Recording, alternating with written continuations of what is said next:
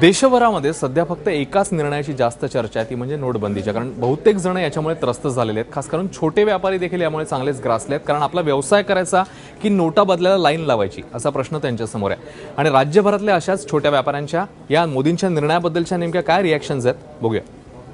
तुम्ही काय काम करता? मी मोची चप्पल रिपेरिंग. हे जे आता मोदी सरकारने जे नोटा बंद केल्या आहे त्याच्यामुळे तुम्हाला काय अडचण झाली? आम्हाला काही अडचण नाही झाला आहे. सरकारनं तो नोटबंदीचा निर्णय घेतला त्याचा तुमच्या व्यवसायावर काय परिणाम झाला? व्यवसायात चिल्लरचा प्रॉब्लेम झाला. म्हणजे लोक जे 500 नोटा आणतात त्याच्यामुळं चालत नसल्यामुळं आम्ही घेत नाही आणि त्याच्यामुळं आमच्या गिऱ्हाईक परत जातात आणि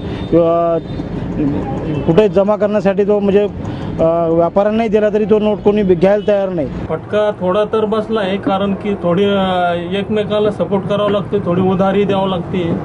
उधारी त्याच्यामुळं उधार थोडं द्यावं लागतंय आम्हाला. दररोज म्हणजे लोक 2000 रुपयाची नोट घेऊन येणार, आणखी 100 रुपये 40-50 रुपये जास्तीत जास्त 100-150 रुपयाची भाजी घेतात. 2000 रुपयाची नोट दिल्यानंतर आम्ही परत द्यायचे किती पैसे?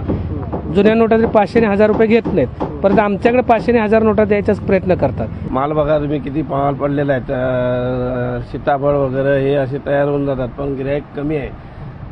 काही लोक अशी याची नोट काढतात, 500ची नोट काढतात. 500ची नोट आम्ही घेत नाही आणि 2000ची नोट काढली की 50 रुपयाची वस्तू घेतात.